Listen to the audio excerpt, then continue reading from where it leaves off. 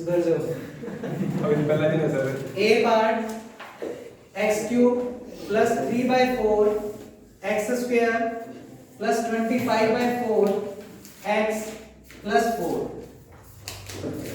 बच्चे question note करें, उसके बाद इसका सॉल्यूशन देखो बोर्ड पे। तो बच्चे कल भी तुम्हें बताया था कि अगर हमें क्वेश्चन में डेल या डेल इनवर्स अप्लाई करना है तो जरूरी है कि क्वेश्चन को आप किस नोटेशन में कन्वर्ट करोगे, फैक्टोरियल नोटेशन। बच्चे बड़े आराम से सुनना। कहता फाइंड द फंक्शन, आपको फंक्शन फाइंड करना है जिसका फर्स्ट डिफरेंस आपको गिवन है। यानी क्वेश्चन में क्या चीज गिवन है, डेल fx की वैल्यू गिवन है। मान लो फंक्शन का नाम क्या है, fx। वापस सुनो क्वेश्चन, कहता फाइंड द फंक्शन, मुझे fx की वैल्यू फाइंड आउट करनी है जिसका फर्स्ट डिफरेंस आपको दिया हुआ है। तो मैं लिखता हूं, उसके बाद बात समझ आएगी। मान लो हमें जो चीज निकालनी है उसका नाम fx है। क्या नाम है उसका, fx। और कह रहे हैं कि उसका फर्स्ट डिफरेंस आपको क्वेश्चन में ये दिया हुआ है। यानी क्वेश्चन में हमें गिवन क्या है बच्चे, del fx is equal to ये जो भी बच्चे लिखा हुआ है x cube plus 3/4 x square plus 45/4 x plus 4। सुनो वापस क्वेश्चन, कहता फाइंड द फंक्शन, यानी आप इस fx को फाइंड करो जिसका फर्स्ट डिफरेंस, बच्चे डेल कितनी बार अप्लाई किया हो, एक बार। तो कहता फाइंड द फंक्शन, यानी fx की वैल्यू निकालो जिसका फर्स्ट डिफरेंस करने पर आपको जो गिवन वैल्यू है वो दे रखी है। डेल fx की वैल्यू आपको प्रोवाइड कर रखी है और आपको वैल्यू किसकी फाइंड आउट करनी है, fx। तो find the function whose first difference is equal to ये दे रखा है बच्चे। तो आपको डेल fx दे रखा है, यानी फंक्शन का फर्स्ट डिफरेंस आपको दे रखा है और आपको ये फंक्शन फाइंड आउट करना है। यानी क्वेश्चन में किसकी वैल्यू निकालनी है, fx की। अगर मुझे क्वेश्चन में fx निकालना है तो मैं डेल को अगर उस साइड लेकर जाऊंगा तो किस में कन्वर्ट होगा, डेल इनवर्स में। तो बच्चे fx की वैल्यू हमें क्वेश्चन में निकालनी है, तो वो कितना है, डेल इनवर्स ये पूरा का पूरा function s x cube 3/4 x square plus 45/4 x plus 4। अब बच्चे इतना आसान क्वेश्चन नहीं है। अगर मुझे इसके ऊपर डेल इनवर्स अप्लाई करना है तो डेल इनवर्स का मतलब क्या है, इंटीग्रेशन। डेल का मतलब डिफरेंशिएशन। पर बच्चे अभी इंटीग्रेशन नहीं कर सकता क्योंकि ये चीज फैक्टोरियल नोटेशन में कन्वर्ट नहीं है। तो पहले मैं इस फंक्शन को किस में कन्वर्ट करूंगा, फैक्टोरियल नोटेशन में। फिर उसके ऊपर क्या अप्लाई करूंगा, डेल इनवर्स। और डेल इनवर्स का मतलब इंटीग्रेशन। और करने के बाद जो वैल्यू आएगी वो हमारी गिवन fx की वैल्यू होगी। तो वापस क्वेश्चन बच्चे पेपर में समझ नहीं आता कि हमें गिवन क्या है, वापस सुन लो। फाइंड द फंक्शन, फंक्शन का नाम हमने क्या रखा है, fx, whose first difference is ये। तो whose first difference is equal to this। तो डेल fx की वैल्यू क्वेश्चन में दी हुई है और हमें तो fx निकालना है, तो मैंने डेल को इधर भेज दिया, किस में कन्वर्ट हो गया, डेल इनवर्स। पर अब ये दिक्कत है कि ये सारा क्वेश्चन बिना फैक्टोरियल नोटेशन में है और अगर डेल इनवर्स का मतलब इंटीग्रेशन होता है तो हमें इस फंक्शन को पहले किस में कन्वर्ट करना पड़ेगा, फैक्टोरियल नोटेशन में। तो आप इसको तो मार्क कर दो इक्वेशन नंबर 1 और अलग से इसको बुलाकर फैक्टोरियल नोटेशन में कन्वर्ट करो। अब फैक्टोरियल नोटेशन में कन्वर्ट करने का तरीका सिखाया हुआ है आपको, सिंथेटिक डिवीजन लगाऊंगा और कन्वर्ट करूंगा। तो यहां तक लिखो और उसके बाद इतने पोर्शन को फैक्टोरियल नोटेशन में कन्वर्ट करेंगे। Now x cube plus 3/4 x square plus 45/4 x plus 4। हाँ जी बच्चे, मुझे बताओ कैसे फैक्टोरियल नोटेशन में कन्वर्ट करते हैं। इसके इक्वल टू में क्या लिखूंगा, हाईएस्ट पावर कितनी है, क्यूब। तो बच्चे यहाँ पर इक्वल टू में क्या लेकर चलेंगे, a x की पावर फैक्टोरियल में 3 प्लस आगे बस हमें इसको नहीं देखना, हमें तो इसको घटते क्रम में लिखना है। बोलो b x की power factorial 2 plus c x की power factorial 1 plus d x की पावर फैक्टोरियल 0। क्वेश्चन में वैल्यू किस किस की निकालनी है, a b c और d। तो इसको मार्क करो इक्वेशन नंबर 2 और अब हम क्वेश्चन में सिर्फ ए बी सी और डी चाहते हैं।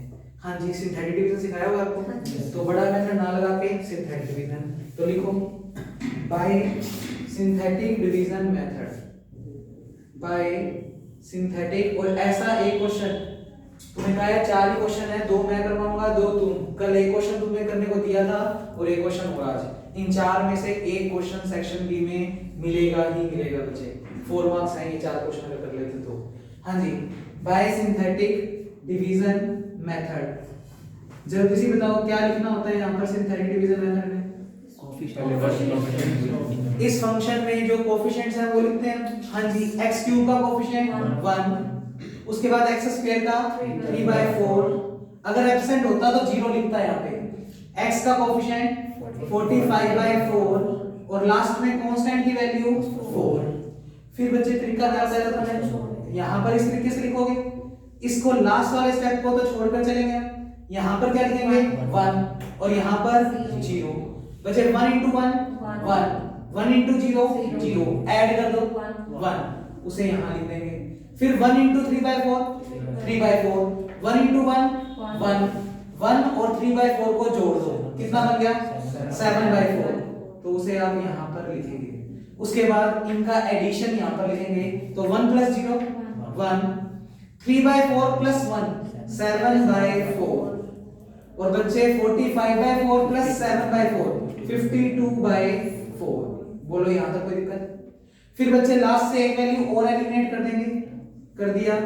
उसके बाद यहाँ पर क्या लिखेंगे 2, यहाँ से एक बढ़ाकर, फिर यहाँ पर 0, 2 into 1 2, 2 into 0 0, जोड़ दो 2, वो यहाँ लिख दोगे। अब सम कर दो, 1 plus 0 1, 7/4 plus 2 15/4। बच्चे लास्ट से एक वैल्यू और एलिमिनेट। हाँ जी, यहाँ पर क्या लिखेंगे 3, एक बढ़ाकर, यहाँ पर 0। अब क्योंकि आगे वैल्यू नहीं है तो डायरेक्ट इन दोनों का एडिशन कर दो, 1 plus 0 1 और नीचे से वैल्यू के नाम देने शुरू करेंगे a b c और d। क्या क्वेश्चन में हमें ABCD की वैल्यू मिली? तो बच्चे ये ABCD की वैल्यू इक्वेशन 2 में उठाकर पुट कर देंगे। तो कर दो यहाँ तक नोट फटाफट।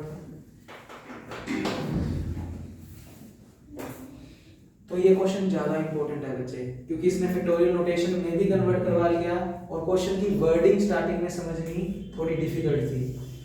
तो फाइंड द फंक्शन fx निकालना है जिसका फर्स्ट डिफरेंस यानी उसके ऊपर डेल्टा अप्लाई करके ये रिजल्ट दे रखा है। तो fx निकालना है और उसके लिए हमें इंटीग्रेशन करना है और इंटीग्रेशन के लिए इस चीज को पहले फैक्टोरियल नोटेशन में होना जरूरी है। तो हमने इक्वेशन 1 के अंदर जो ब्रैकेट में दिख रहा है उसको फैक्टोरियल नोटेशन में कन्वर्ट किया। तो लिखो उसके बाद फ्रॉम इक्वेशन 2, तो आपका जो गिवन फंक्शन था वो फैक्टोरियल नोटेशन में कन्वर्ट हो चुका है। तो फ्रॉम इक्वेशन 2 a b और c और d की वैल्यू पुट कर दो, तो x cube plus 3/4 x square plus 45/4 x plus 4 is equal to, बचे a b c और d की वैल्यू रख दो। a की वैल्यू कितनी है 1, तो 1 into x की पावर 3, b की वैल्यू बचे 15/4 x की पावर 2, बचे c की वैल्यू 52/4 x की पावर 1 और बचे d की वैल्यू 4 इंटू x की पावर 0। हाँ जी बच्चे, तो हमारा दिया गया जो fx था, जो दिया गया सॉरी फर्स्ट डिफरेंस था, वो किस में कन्वर्ट हो गया फैक्टोरियल नोटेशन में। इसकी वैल्यू जो ये निकाली है बच्चे, उसे इक्वेशन नंबर कहां पर रखोगे 1 में। तो इसकी वैल्यू सारी की सारी फैक्टोरियल नोटेशन में आ चुकी है, उठाकर यहां पर पुट कर रहे हैं, क्योंकि हमें क्वेश्चन में क्या निकालना है fx। उसने लिखा है फाइंड द फंक्शन, fx की वैल्यू निकालो। तो लिखो from equation 1 fx is equal to del inverse, और बच्चे ब्रैकेट में तुम्हें बिल्कुल ये चीज दिखाई दे रही है और उसकी वैल्यू हमने ये निकाली है, उठाकर रख दो x की पावर फैक्टोरियल 3 प्लस 15/4 x की पावर 2 प्लस 52/4 x की पावर 1 प्लस 4 x की पावर 0। जैसे ही फैक्टोरियल नोटेशन में कन्वर्ट हो गया तो डेल इनवर्स का मतलब क्या होता है? इंटीग्रेशन। कर दो बच्चे इंटीग्रेशन, x की पावर n का इंटीग्रेशन x की power n plus 1 upon n plus 1। तो बच्चे डेल इनवर्स जब इस पे अप्लाई करोगे तो x की पावर 3 का इंटीग्रेशन x की पावर 4 अपॉन 4। इसका 15/4 तो चल ही रहा है और x की पावर 2 का x की पावर 3 अपॉन 3। फैक्टोरियल नोटेशन में ही आएंगे बच्चे। इसका बोलो 52/4 तो कांस्टेंट है और x की पावर 1 का x की पावर 2 अपॉन 2। बच्चे x की पावर 0 का x की पावर 1 अपॉन 1 लिखने की जरूरत नहीं है तो 4x की पावर 1। लिमिट है क्या हमारे पास इंटीग्रेशन की? नहीं, तो कुछ ना कुछ कांस्टेंट, तो यहाँ पर प्लस का k लगा दिया एज अ कांस्टेंट। बच्चे डेल इनवर्स एक बार ही अप्लाई करना था, हमने कर दिया। यही हमारा क्या हो गया? fx दिया गया फंक्शन जो हमें निकालना था। हाँ बच्चे कोई डाउट? ये पता ही नहीं चला? पता लग गया था। चलो बच्चे कर दो नोट। तो ए पार्ट बच्चे कंप्लीट हो गया। ऑनलाइन वीडियोस जा रही हैं, इसका जो सिंथेटिक डिवीजन सिखाया बच्चे पहले वो देखना, ऐसे नहीं पता लगेगा। नहीं पता तो लग रहा है सर, वो कॉलेज वाले वीडियो से किया होगा ये वाला काम थोड़ा सा। चलो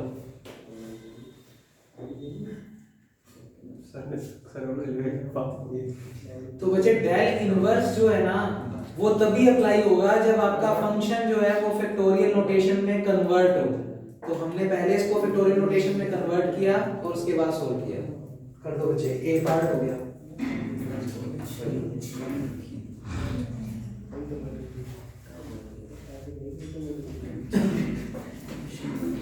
बच्चे हेडिंग यही चल रही है और बी पार्ट आपको दे रहा है, ध्यान से सुनो।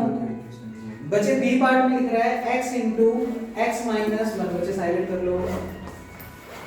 बच्चे बी पार्ट में क्या दिया हुआ है? x into x minus 1। Question क्या लिखा हुआ है? Find the function whose first difference is this। तो बच्चे वापस हमें ये किसकी वैल्यू दी हुई है? डेल fx की। किसकी वैल्यू दी हुई है? डेल fx की। तो इसका सॉल्यूशन देखो, del fx is equal to, पहले बोर्ड पे देखो बच्चे, दोनों क्वेश्चन एक साथ नोट कर लेना। डेल fx हमें कितना दिया हुआ है? x into x minus 1। अब एक बच्चा तो क्या करेगा? हाँ बिल्कुल मैं समझ चुका हूँ आप बोलने वाले हो। बच्चे x का अंदर मल्टीप्लाई करोगे और फिर उसको फैक्टोरियल नोटेशन में कन्वर्ट करते फिरोगे। पर अगर एक बच्चे ने फैक्टोरियल फंक्शन के फॉर्मूले रट रखे हैं तो बच्चे x और x माइनस 1 किसका फॉर्मूला था? x की पावर फैक्टोरियल 2।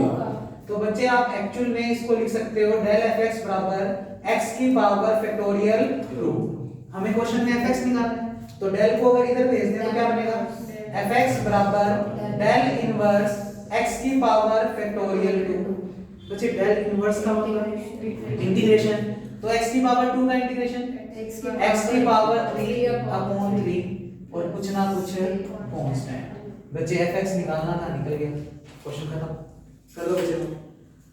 तो थोड़ा सा क्वेश्चन को पढ़कर देखा करो कि कहीं फॉर्मूला तो नहीं बन रहा फैक्टोरियल नोटेशन का, नहीं तो फिर इसी तरीके से करना पड़ता है बच्चे।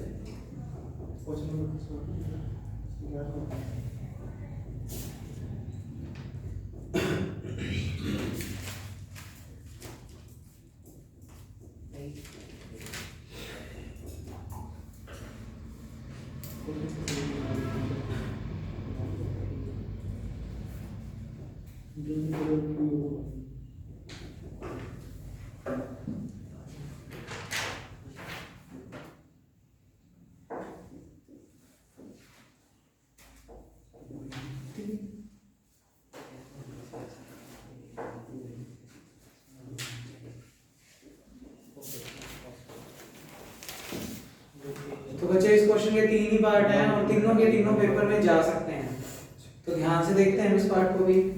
बच्चे सी पार्ट में क्या कह रहे हैं? सिर्फ ए दिया हुआ है और उस ए को बोलना भी है कि वो क्या चीज है? कांस्टेंट। अच्छा हेडिंग वही चल रही है तो इसका मतलब डेल fx बराबर ए दिया हुआ है, ये जो भी चीज है वो डेल fx है। तो हमने सॉल्यूशन में क्या लिखा? हमें इस बार गिवन है del fx is equal to a. अब दिक्कत ये है बच्चे कि डेल को उधर लेकर जाऊंगा किसमें कन्वर्ट, डेल इनवर्स। और इनवर्स सिर्फ तभी अप्लाई कर सकता हूं जब चीज किसमें हो, पॉलिनोमियल में, फैक्टोरियल नोटेशन में। तो बच्चे ध्यान से देखो, क्या मैं इस स्टेप को ये नहीं लिख सकता, x की पावर a x की पावर फैक्टोरियल 0, x की 0 कितना होता है 1, तो 1 को लिखे ना लिखे कोई फर्क नहीं पड़ेगा। तो फिलहाल हमारा क्वेश्चन किस में कन्वर्ट हो गया, फैक्टोरियल नोटेशन में। अब डेल को उधर भेज दो, तो बच्चे fx बराबर क्या आ गया, डेल इनवर्स a x की पावर 0। बच्चे इंटीग्रेशन कर दो x की पावर 0 का, x की पावर 0 का x की पावर 1 अपॉन 1। तो बच्चे a तो चल ही रहा है, इसका इंटीग्रेशन x की पावर 1 अपॉन 1। और बच्चे कुछ ना कुछ कांस्टेंट k लिखना है तो k नहीं तो b। बोलो हो जाएगा या नहीं, तो कर दो बच्चे इसको काम को। ये fx फाइंड आउट हो गया। अब आगे तुम्हारी मर्जी है बच्चे, इसको x की पावर 3 का फॉर्मूला लगाना चाहो तो लगा सकते हो। जैसे x की पावर 3 का फॉर्मूला क्या होता है, x माइनस 1 x माइनस 2। उधर अगर x की 1 को लिखना चाहो तो क्या लिख सकते हो, x लिख सकते हो, तो आपका फंक्शन फाइंड आउट हो जाएगा। तो बच्चे क्वेश्चन नंबर 9 आपकी बुक में है, वो आपका होमवर्क है। क्वेश्चन नंबर 9 कल के तरीके वाला क्वेश्चन है जो आपको लास्ट क्लास में करवाया था।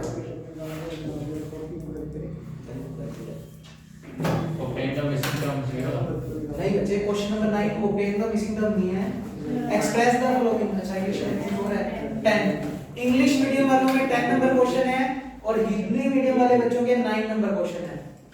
जो इंग्लिश मीडियम के स्टूडेंट है उनका क्वेश्चन नंबर 10 होमवर्क है, और जो हिंदी मीडियम के है उनकी बुक में question number 9 express the following function in factorial notation करवाया हुआ है।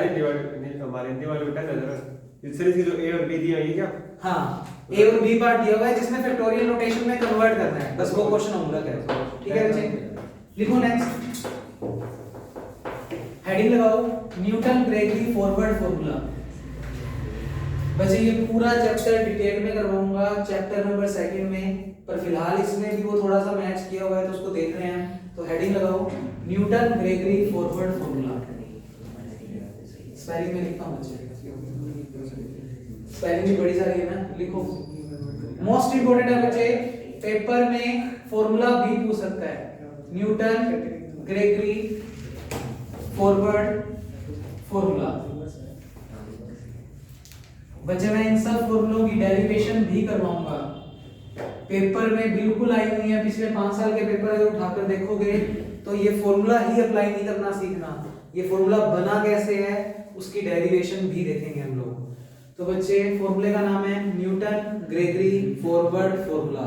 पेपर में शॉर्ट फॉर्म में लिखा आता है न्यूटन ग्रेगरी फॉरवर्ड फार्मूला, तो कंफ्यूज नहीं होना। अगर उसने कह दिया अप्लाई दिस मेथड तो ऐसा ना हो कि हमने नाम ही नहीं सुना, यही नाम है न्यूटन ग्रेगरी फॉरवर्ड फार्मूला। लिखो पहले फॉर्मूला याद करो, Fa plus NH is equal to Fa plus NC1 del Fa plus NC2 del square Fa and so on. Fa plus NC1 del Fa plus NC2 del square Fa plus and so on। यानी इसी क्रम में अगर खोलेंगे और तो NC3 del cube Fa plus NC4 del की power 4 Fa। इसको थोड़ा सा और एक्सपेंड करके लिख रहा हूं बच्चे। NC1 की वैल्यू कितनी होती है n, तो इस फॉर्मूले को ये भी याद कर सकते हैं Fa NC1 को लिखा n del Fa। हाँ जी बच्चे, NC2 का formula n minus 1 upon factorial 2। तो बच्चे डेल स्क्वायर Fa, तो बेटर है कि एक टर्म और लिख लेते हैं जिससे हमें एक्सपेंशन खोलना और आ जाए NC3 डेल क्यूब Fa। हाँ जी बच्चे, NC3 का formula n minus 1 n minus 2 upon factorial 3 del cube Fa। तो लिख लो जिससे हमें याद रहे ये फॉर्मूले को एक्सपेंड करना। Plus n minus 1 n minus 2, तो देखो 3 टर्म्स मल्टीप्लाई में है तो नीचे कितना फैक्टोरियल 3 फैक्टोरियल, और डेल की पावर क्यूब एफ ए। अभी एक्सपेंशन कहां तक खुलेगा वो टेबल को देखेंगे बच्चे, उसके हिसाब से हम इसको एक्सपेंड करेंगे। अच्छा सुनो, सेक्शन सी में पेपर में ये क्वेश्चन आता है कि स्टेट एंड प्रूव न्यूटन, बच्चे श्योर नहीं, सेक्शन सी में क्वेश्चन आता है state and prove Newton Gregory forward formula. तो उस टाइम पे जब मैं चैप्टर सेकंड करवाऊंगा तो इस फॉर्मूले को डिटेल में पढ़ाऊंगा बच्चे, और वहां उसका डेरिवेशन भी करवाऊंगा जो लगभग 2 पेजेस का रहेगा। पर यहाँ पर मान लो सेक्शन ए में आ गया कि इस फॉर्मूले को डिराइव करो, इस फॉर्मूले को डिराइव करो, तो सेक्शन ए तो सिर्फ 2 मार्क्स का होता है, क्वेश्चन 1 मार्क्स का ही होता है शायद आपके तो बच्चे वो शॉर्टकट से करवा रहा हूं मैं, एलएचएस को लेकर चलूंगा और इक्वल टू क्या प्रूव कर दूंगा, आरएचएस, तो भी फॉर्मूला प्रूव हो गया। तो बच्चे अगर सेक्शन ए में आता है 1 मार्क्स में तो फिर आप इस तरीके से करोगे, और अगर सेक्शन सी में आ गया कि derive the formula of Newton Gregory forward, तो जो हम चैप्टर सेकंड में पूरा डेरिवेशन करेंगे इसका वो आप वहां परफॉर्म करके आओगे। तो इसका शॉर्टकट देख रहे हैं पहले देखो यहाँ पर ए क्या चीज है बच्चे, एच क्या चीज है, एलएचएस में क्या चल रहा है, एफ ए प्लस एनएच। लिखो ए के बारे में, ए का मतलब है first value of x, first value of x in table. Tables बनती है बच्चे, मैं बनवाऊंगा, क्वेश्चन करवाऊंगा अभी। तो टेबल में जो एक्स की फर्स्ट वैल्यू होगी वो किसको रिप्रेजेंट कर रही है, ए को। और एच के बारे में लिखो, डिफरेंस बिटवीन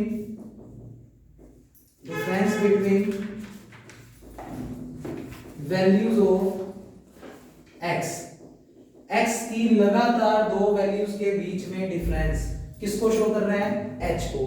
अब पेपर में सपना कहां से आएगा कि ये न्यूटन ग्रेगरी का है कि लैग्रांज के बच्चे, जैसे तुमने पढ़ा भी होगा थोड़ा बहुत कॉलेज में। अगर एच की वैल्यू यानी एक्स की वैल्यूज के बीच में गैप हर क्वेश्चन में पूरे क्वेश्चन के दौरान सेम है, तो बच्चे कौन से फॉर्मूले लगेंगे, न्यूटन ग्रेगरी फॉरवर्ड या न्यूटन ग्रेगरी बैकवर्ड, वो भी बताऊंगा कहां-कहां लगेगा चैप्टर सेकंड में डिटेल में। और अगर आपकी x की वैल्यूज के बीच में गैप सेम नहीं है तो अंडरस्टूड है कि ये फॉर्मूला वहां पर अप्लाई नहीं होगा। ये सब चीजें मैं नोट में लिखवाऊंगा जब हम चैप्टर सेकंड में जाएंगे। यहाँ इसका थोड़ा सा पोर्शन है तो वो कवर अप कर रहे हैं। फॉर्मूला जल्दी से याद करो, हाँ जी, दोनों fa plus nh is equal to fa plus nc1 del fa plus nc2 del square fa। और अगर इसको थोड़ा और सही करके लिखें तो nc1 की वैल्यू n, nc2 का मतलब n(-1) अपॉन फैक्टोरियल 2, nc3 का formula n(-1) n-2 upon factorial 3। तो बच्चे ये दोनों फॉर्मेशन याद होनी चाहिए। अब इसकी छोटी सी डेरिवेशन करवा रहा हूं मैं, LHS बुलाऊंगा और उसको इक्वल टू क्या प्रूव कर दूंगा, RHS। पर ये काम सेक्शन ए में अगर आए तो ही करना है, नहीं तो नहीं। तो देखो बच्चे पहले बोर्ड पे फिर नोट कर लेना, LHS बुला ली, LHS में कितना दिया हुआ है, FA प्लस NH। अब जिन बच्चों को फॉर्मूले याद है ना बच्चे वो आसानी से कर लेगा, FA प्लस NH। मैं साइड में कुछ लिखता हूं, तुम्हें फॉर्मूला शायद याद आ जाए, e की पावर n fx का फॉर्मूला क्या था, fx प्लस nh। थोड़ा छोटा लिखता हूं जिससे ज्यादा बेटर आए, e fx का फॉर्मूला fx प्लस h, तो e की पावर 2fx का फॉर्मूला fx प्लस 2h। तो बच्चे इसी सिमेट्री को देखते हुए e की पावर nfx का फॉर्मूला fx प्लस nh। जब पावर 1 है तो 1 into h, जब पावर 2 है तो 2 into h, तो जब पावर n है तो n into h। यानी बच्चे मैं इस चीज को क्या लिख सकता हूं, e की पावर n fx, ये n जो है वो e के साथ पावर में चला जाएगा और बचेगा क्या, fx। इधर आना, fa प्लस nh को उस वाले रिजल्ट को देखते हुए क्या लिख सकता हूं, e की पावर n, और बच्चे ये x नहीं है a है तो इसको क्या लिखेंगे, fa। ये fx था तो fx लिखा, ये fa है तो इसको fa लिखेंगे। बोलो यहां तक कोई डाउट बच्चे। e का फॉर्मूला हम लोगों ने बिल्कुल प्रॉपर्टी पढ़ाई थी 1 प्लस फॉरवर्ड l। तो बच्चे मैं e की जगह क्या पुट कर रहा हूं, 1 प्लस फॉरवर्ड l, तो मैंने लिखा 1 प्लस फॉरवर्ड l की होल पावर, e की जगह तो क्या पुट कर दिया 1 प्लस फॉरवर्ड l उसकी पावर n और मल्टीप्लाई बाय fa।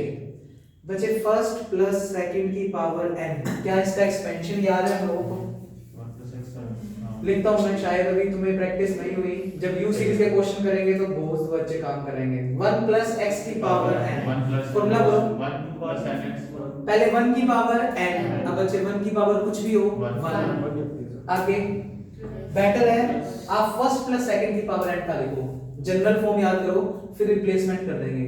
हाँ जी, फर्स्ट प्लस सेकंड की होल पावर n, आप तो इसका फॉर्मूला याद करो बच्चे। फर्स्ट की पावर n, ये तो याद करना ही पड़ेगा बच्चे, प्लस nc1 फर्स्ट की पावर इन दोनों का माइनस n माइनस 1 और सेकंड की पावर जो इन पैरों में है कितना है 1। ऐसे स्टेप को और बढ़ाऊं तो nc2 बच्चे फर्स्ट की पावर इन दोनों का माइनस n माइनस 2 और सेकंड की पावर जो पैरों में है कितना है बच्चे 2।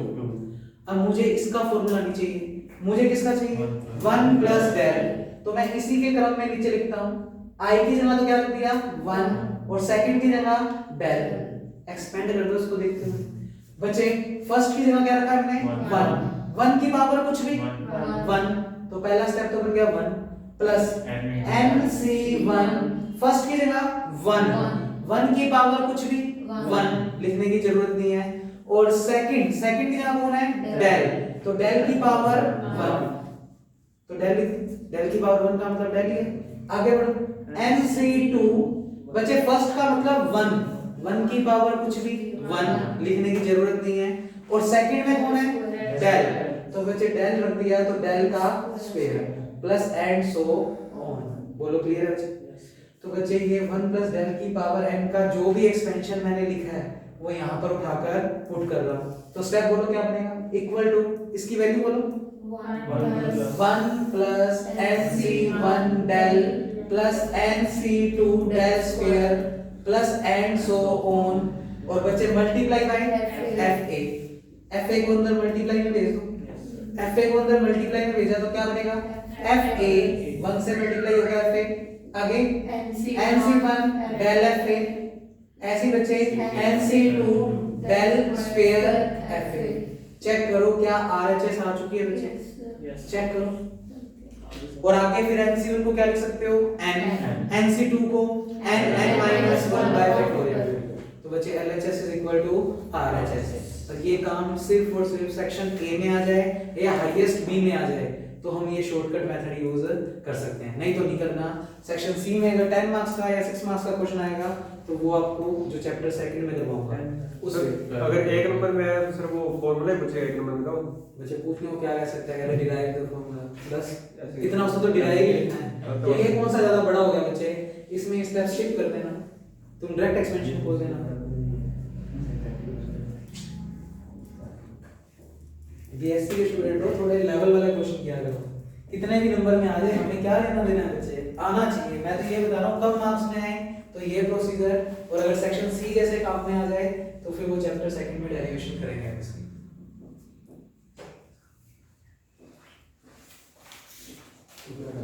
सर मैं तक पूछा सिलेबस कम, सर यही बोल रहा था सिलेबस कम होगा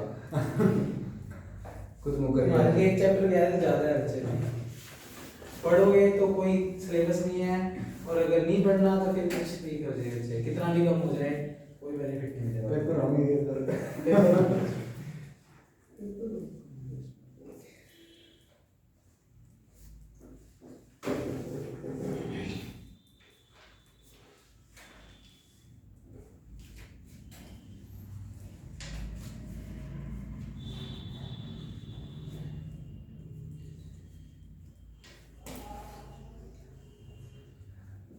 तो बच्चे चैप्टर सेकंड में सिर्फ दो ही है टाइप के क्वेश्चन, एक तो फॉरवर्ड और एक बैकवर्ड। दो फॉर्मूले करते ही बच्चे पूरा चैप्टर खत्म और एक यूनिट पूरा खत्म। एक यूनिट का मतलब आप पेपर में पूरे हकदार हो जाते हो बच्चे 18 नंबर के, तो कम से कम एक चैप्टर को करने से कितने नंबर के हकदार हो जाते हो 18 नंबर के। बताओ कैसे कैलकुलेशन, क्योंकि कई बिल्कुल ये सोचते हैं पास हो जाएं बस, तो उनके लिए भी बताना जरूरी है। सेक्शन ए में बच्चे 2 क्वेश्चन अटेम्प्ट हो जाएंगे तो 2 नंबर बन गए। एक यूनिट पूरा ढंग से करते हो अगर पूरा ऑप्शन वाला काम भी उसमें, तो अपने इस वाली बुक में तो सारा काम ही करेंगे ऑप्शन समेत बच्चे, तो ये वाला पूरा पेपर पार ही करवा देगा जिन बच्चों को मैथ में डर लगता है कि हम पास कैसे होंगे। तो खाली ये वाला पेपर पूरा ढंग से कर जाए अगर वो तो पार है।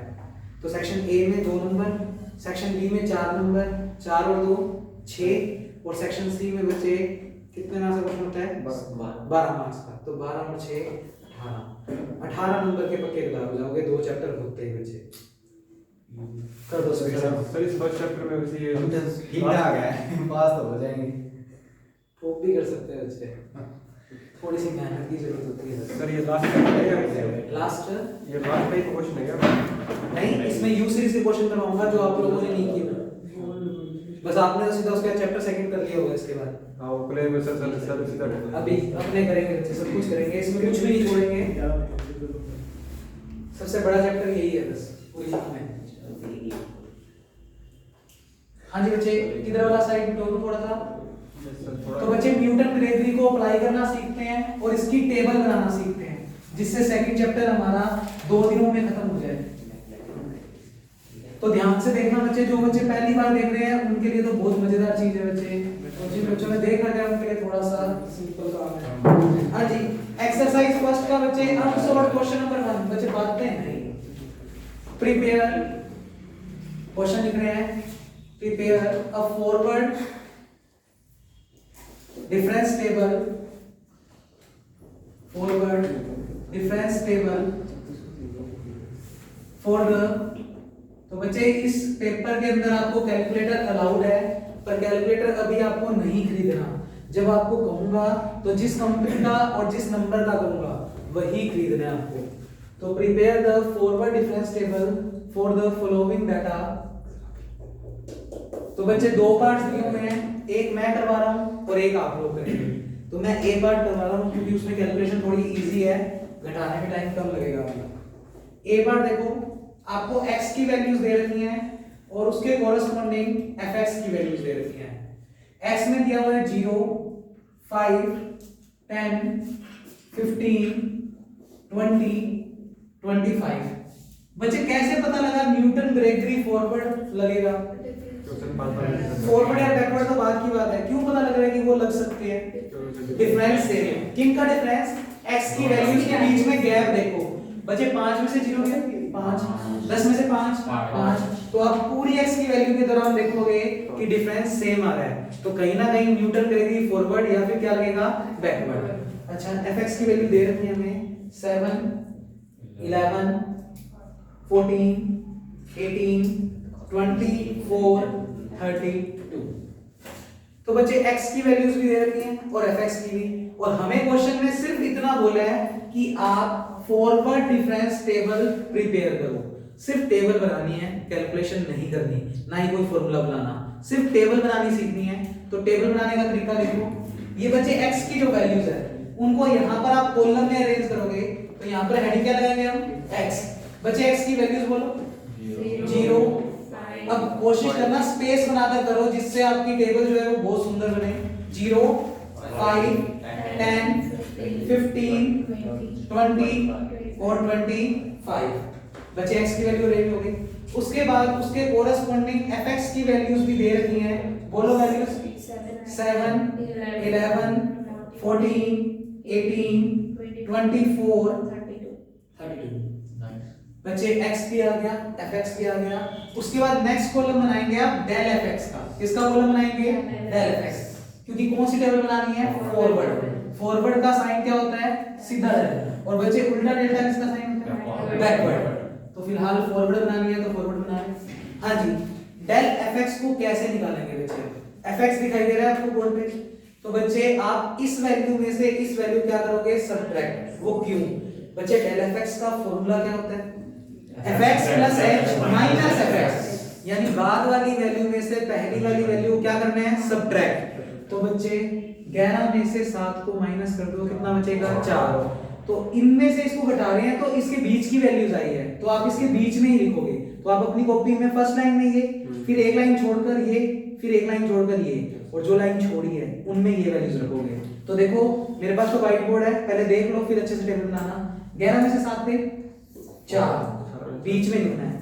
14 में से 11 गए 3, बच्चे 18 में से 4 गए 4, 24 में से 18 गए 6, और बच्चे 32 में से 24 गए 8, बोलो इतना स्टेप समझ आ गया? तो यहाँ तक की टेबल तो हमने क्रिएट कर दी। फिर बच्चे हेडिंग लगाओगे डेल स्क्वायर एफएक्स। क्या हेडिंग लगाओगे? Del square f x. और डेल स्क्वायर एफएक्स निकालने का तरीका, जो आपने डेल एफएक्स का कॉलम बनाया है अब उनमें वैल्यूज को घटाना शुरू कर दो। तो बच्चे 3 में से 4 माइनस का 1, तो इनके बीच में लिखना शुरू करोगे। 4 में से 3 1, बच्चे 6 में से 4 2, और 8 में से 6 2। ये कब तक बनानी है? जब तक अपने पास सिंगल वैल्यू ना बचे। तो बच्चे अभी और निकालना पड़ेगा, डिफरेंस निकल पा रहा है। डेल क्यूब एफएक्स, बच्चे डेल क्यूब एफएक्स निकाल रहे हैं तो 1 माइनस माइनस 1, क्योंकि देखो 3 माइनस 4 करते हैं, तो 1 माइनस माइनस 1 2, घटाया भी वही है। 2 माइनस 1 1, और बच्चे 2 माइनस 2 0। तो आप लोग देख पा रहे हो कि अभी भी डिफरेंस निकल सकता है, तो हमें और निकालना पड़ेगा। हाँ जी, डेल की पावर 4fx। बोलो वैल्यूज 1 माइनस 2 माइनस 1, और 0 माइनस 1 माइनस 1। बच्चे एक और निकल सकता है, तो डेल की पावर 5fx माइनस 1 माइनस करके माइनस 1 तो 0। तो बच्चे एक सिंगल वैल्यू आ चुकी है, तो टेबल कंप्लीट हो चुकी है। इस क्वेश्चन में हमने सिर्फ इतना ही कहा था कि आपको फॉरवर्ड डिफरेंस टेबल बनानी है, हमने बना दी बच्चे। इसका बी पार्ट आप लोगों का होमवर्क है। x और fx दे रखा है, उसमें माइनस ही करना है। बस टेबल बना दिया। अच्छा, वो नेक्स्ट क्वेश्चन है उसमें वो फॉर्मूला। बच्चे पहले सुन लो, अगर ये पेपर तुम्हें मेरे पास करना है तो तुमने जो पढ़ा है वो तुम्हें दिमाग से निकालना होगा। क्या सर? बिल्कुल। मैं तुम्हें एक रियल स्टोरी बताता हूँ। तुमने तबला वो बजाते थे ना, कि क्या नाम है, जाकिर हुसैन। तो उनके पास स्टूडेंट आया एक कि सर आप उनसे 4 लाख 5 लाख ले लो और मुझे तबला बजाना सिखा दो। तो उसने जाकिर हुसैन ने उनसे पूछा कि भाई ना तुमने कहीं सीखा है? वो कहते हैं हाँ मैंने सीखा है। कहते फिर बच्चे 10 लाख रुपए फीस लगेगी। वो तो 4-5 लाख की कोचिंग देते थे, तो उसने कहा अब 10 लाख लगेगी। तो इतने में एक स्टूडेंट हो रहा गया, तो वो कहता सर मेरे को तबला बजाना सीखना है। तो जाकिर हुसैन ने कहा हाँ बिल्कुल सिखा दूंगा, 5 लाख रुपए कोर्स की फीस है। तो आपने कहीं और कोचिंग की है, मतलब कहीं और सीखा है? तो कहता नहीं सीखा। तो कहते फिर आपकी तो 5 लाख ही लगेगी। तो फिर वो जो जिससे 10 लाख मांगे थे ना जाकिर हुसैन ने, उसने पूछा भाई सर आप मेरे से डबल क्यों ले रहे हो? वो कहता बेटा जो तुमने सीख कर आया है ना, पहले तेरे दिमाग से वो निकालना पड़ेगा, क्योंकि अगर तेरे दिमाग में वो रहा तो मैं मेरी शिक्षा तक को नहीं दे पाऊंगा। तो तुम्हें बिल्कुल जो पढ़ा है बच्चे वो पहले निकालना पड़ेगा, क्योंकि मुझे नहीं पता तुमने क्या कंसेप्ट पढ़े हैं और मैंने जो पढ़ाने हैं वो सारे क्वेश्चनों पे लगने हैं। तो तुम्हें निकालना पड़ेगा। हमारी भी सेम मैं वैसे कह रहा हूँ कि तुम एक बार ब्लैंक होकर बैठो। तुमने अगर लगाई भी है क्लास तो अपने माइंड को बिल्कुल वॉश आउट करके बैठो। मेरे को पता है बहुत इजी बुक है और तुमने जो किया था थोड़े बहुत क्वेश्चन हो भी होंगे घर पे, बट उनको सबको माइंड से निकाल कर तुम्हें नए सिरे से इस बुक को पढ़ना पड़ेगा, तभी इंटरेस्ट आएगा और तभी इसका सही कंसेप्ट तुम लोग जान पाओगे। फीस कम हो जाएगी। फीस कम नहीं होगी, फीस तो उतनी ही रहेगी। ठीक है बच्चे, फर्स्ट ए क्वेश्चन हो गया है, तो बी आपका होमवर्क है वो आप लोग करेंगे। अब मैं इसी क्वेश्चन में लेवल बढ़ा रहा हूं। पेपर में तो इतना ही क्वेश्चन पूछेगा, ये वाला क्वेश्चन तो अगर आएगा तो कि टेबल बनाओ, पर हम इसमें न्यूटन ग्रेगरी और लगाना सीख रहे हैं। तो हमने क्वेश्चन को बढ़ा दिया। हमने क्या कहा कि हम इसमें कौन सा फॉर्मूला अप्लाई कर रहे हैं? Newton Gregory formula. अब बच्चे वो कैसे पूछेगा पेपर में? सुनो, आपको ये चीज तो दे ही रखी होगी, उसके अलावा वो इतनी सी बात बोल देगा। इतना क्वेश्चन देने के बाद वो सिर्फ इतना लिखेगा, फाइंड F7। उसने क्वेश्चन में क्या लिख दिया? Find F7। अब इसका मीनिंग समझो। हमें फंक्शन का मान निकालना है किसके ऊपर? 7 के ऊपर। तुम अपनी टेबल देख सकते हो, 7 के ऊपर कोई डाटा अवेलेबल नहीं है, 5 पर है, 10 पर है, पर 7 पर कोई डाटा अवेलेबल नहीं है। अब फॉरवर्ड लगता क्या है बच्चे? आपको बच्चे ध्यान से x की टोटल वैल्यूज काउंट करो कितनी है, x की वैल्यूज काउंट करो कितनी है, 1 2 3 4 5 6। अब बच्चे x की 6 वैल्यूज गिवन है, तो 6 का हाफ क्या होगा? अब 6 का हाफ 3 होता है। तो बच्चे देखो ये भी हो सकता है और ये भी हो सकता है, क्योंकि इवन नंबर में है भाई। अगर x की 7 वैल्यूज होती तो एग्जैक्ट जो बीच वाली वैल्यू है वो हमारा मिड पॉइंट हो जाती। अब ये x की कितनी वैल्यूज गिवन है? 6 और 6 गिवन है, तो इसका मिड पॉइंट ये भी ले सकते हैं और ये भी, क्योंकि ये भी यहां से बराबर दूरी पर आ रहा है और ये भी यहाँ से बराबर दूरी पे, तो कौन सा लेंगे? तो मिड लाइन इसके बीच की, हाँ जी 10 और 15 के बीच कौन सी वैल्यू होती है? 13.5 13.5। 10 और 15 का बीच का वैल्यू लोगे तो क्या आएगा? 13.5। वो हमारी मिड लाइन है, वो हमारी क्या है बच्चे? Mid line. तो मिड लाइन से अगर ऊपर वाली वैल्यू पर पूछ रहा है, कितने पर वैल्यू पूछ रहा है? 7। मुझे सोचकर बताओ, अगर इसकी मिड लाइन 13.5 है तो जो 7 है वो 13.5 से ऊपर की तरफ है या नीचे की तरफ? ऊपर की तरफ। सुनो ध्यान से बच्चे, पहले मुझे बिल्कुल आराम से सुनो, कोई दिक्कत नहीं है, नहीं करेंगे कल कर लेंगे इसको। बच्चे ये x की वैल्यूज गिवन है, कितनी वैल्यूज गिवन है? 6। तो पहले तो उसका हाफ, अब इसका हाफ बच्चे 10 और 15 बिल्कुल इक्वल डिस्टेंस पे है, तो इसका हाफ लेना पड़ेगा। 10 और 15 का शो नहीं करना कहीं, सिर्फ मन में। हाँ जी, इसका हाफ कितना है बच्चे? 12.5, सॉरी 13.5 बोल रहे थे हम शायद। 12.5 इसकी मिड लाइन होगी।